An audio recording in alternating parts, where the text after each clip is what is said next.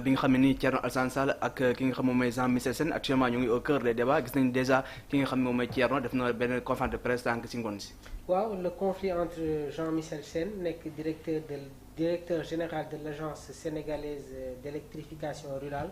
ñu gën ko xam ci ASER ak Thierno Alassane Sall nekk député et ancien ministre porte principalement sur la gestion du projet d'électrification rurale muy Power. Donc Thierno Alassane moom jot na adressé une question écrite au ministre des Finances soulevant des doutes sur la validité des garanties financières dans ce contrat, ce qui a déclenché une vive réponse de Jean-Michel Sène. Donc Jean-Michel Sène nag mi ngi accusé Sall de mener une chorégraphie médiatique et une manœuvre politicienne, reprochant à l'ancien ministre une méconnaissance du dossier et des mécanismes des marchés publics. Waaye nag moom mi ngi défendre le projet, affirmant que 42 localités ont déjà été électrifiées, dépassant l'objectif initial, et promet 360 localités d'ici fin 2025.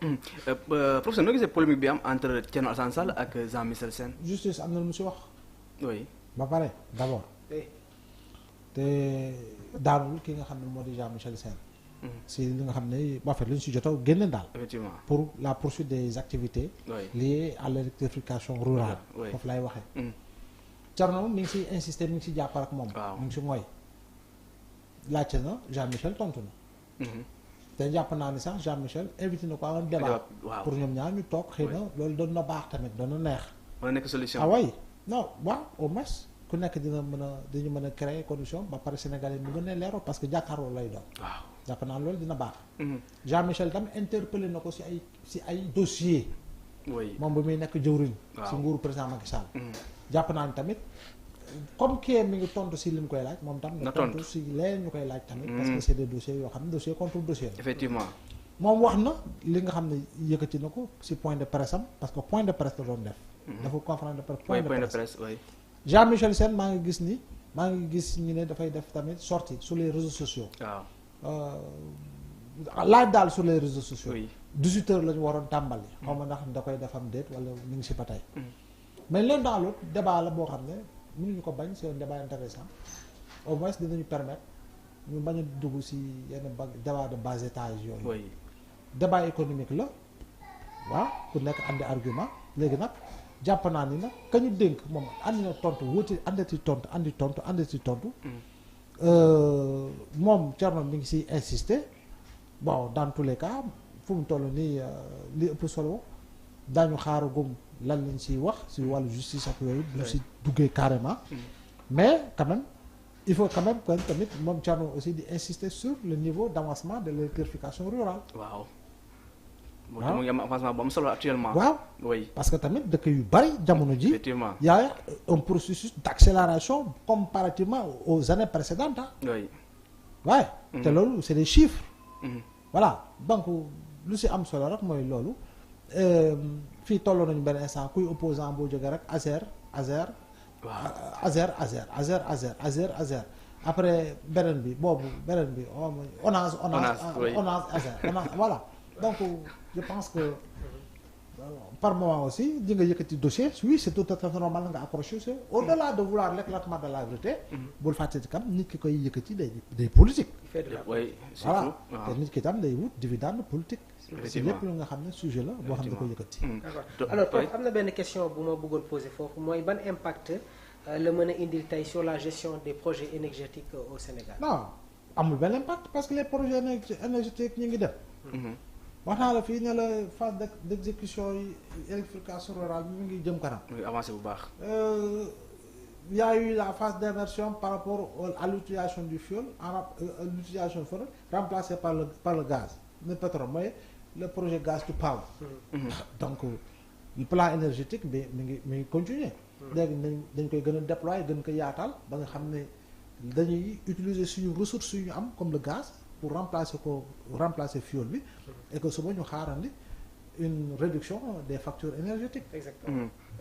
Alors loolu leer na Mamour benn point bi aussi bu ñuy évoqué moom mooy la colère de Ousmane Sonko contre certains PCA gis nañ démb ci conseil des ministres Ousmane Sonko daal dinay wax ci li nga xam ni tamit jëm na ci en tout cas certains PCA nu ñuy liggéey actuellement moom daal di si wane meram bi nga xam ne ni am na ci wàllu woowule. waaw le premier ministre Ousmane Sonko jot na exprimer une forte insatisfaction envers les présidents de conseil d'administration, ñu gën ko xam ci PCA, et de surveillance des entités publiques et parapubliques, waaye tamit mi ngi dénoncer ay manquements graves et récurrents yi nga xamante ne day nuire à la qualité du service public, notamment sur non-tenue des réunions préparatoires sur des dossiers stratégiques, absence systématique de compte rendu, archivage défaillant des documents, non-respect des durées de mandat des administrateurs, waaye tamit la mauvaise qualité de la représentation liée à des profils adéquats. Donc mu nekk ay irrégularités yi nga xamante ne le premier ministre Ousmane Sonko démb taxaw na si, waaye tamit mi ngi insister ñu demaat sur une nouvelle forme concernant tamit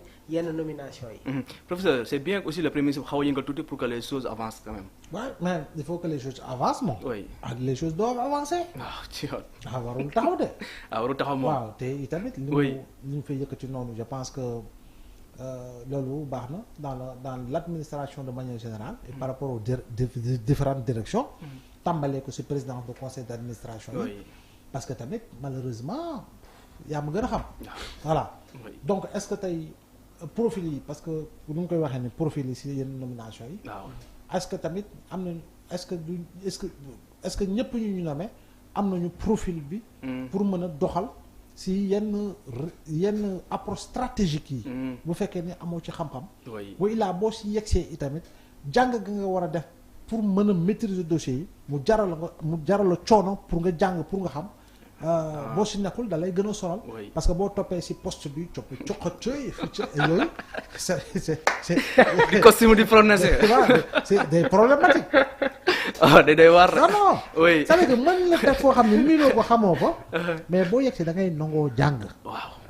il faut que t'encadrer des personnes sur le plan de la communication il faut nga am loo jàng. sur le plan de l'écriture il faut nga am loo jàng. sur le plan de la maîtrise de dossier il faut nga am loo jàng. yaa ngi lu am solo. très sincèrement. oui. mais fii dañoo xeeb c'est-à-dire que da ngay nekk ci dara yow wóor la ni ka lay déglu ak ku lay gis xam na ni y a des manquements yoo war a combler. mais du la ko jaral du la ko jaral. xam nga. parce que yow poste nag comme ni ko premier ministre Ousmane Sonko waxee du jouissance. poste de jouissance du ñëw fii naan ci coode poste bi da nga ko war a remplir parce que dafa am mission bu ñu la sas. c'est pas parce que dañoo nommé poste bi rek amoo liggéey.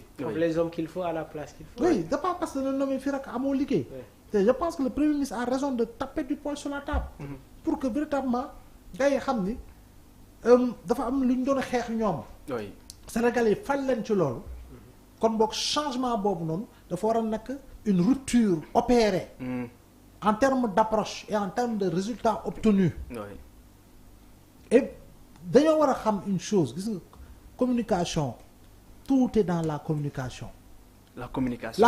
La communication englobe tout. il faut quand même que gars yi ñu jox cër les communicants là. oui. xam nga. pour ñu gën a xam ni liggéey bu mu si munti doon am na cër boo xam ne wàllu communication la te c'est impératif. surtout fu ñu toll nii ci communication. non je te dis c'est impératif. la bataille de l'opinion. Oui. c'est la bataille de la communication. et pour gagner la bataille de la communication il faut une bonne maîtrise et une bonne connaissance de la communication. fondamentalement. oui yaa ngi lu am solo la communication. Ouais. parce que tamit lépp loo mën a def aussi ba amul communication tamit. du am benn visibilité te tamit la bataille de l'opinion. structure yëpp laa wax Oui. nag les structures elles doivent être beaucoup plus visibles. Il y a des structures qui sont là avec des directeurs peinards des employés peinards mais que les Sénégalais ignorent. oui.